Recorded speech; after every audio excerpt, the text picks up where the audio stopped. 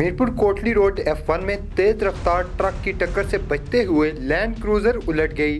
गाड़ी में सवार अफराद मौजूदा तौर पर महफूज रहे। तफसीलात के मुताबिक कोटली रोड F1 में चौक साहिबा के रिहायशी मोहम्मद अयूब अपनी लैंड क्रूजर पर जा रहे थे कि अचानक तेज रफ्तार ट्रक की जद से बचने के लिए ब्रेक लगाई, जिसके नतीजा में गाड़ी बेकाबू होकर फुटपाथ पर चढ़ गई और बिजली के पोल से टकराकर उलट गई। गाड़ी में सवार 3 अफराद मौजूदा तौर पर महफूज रहे।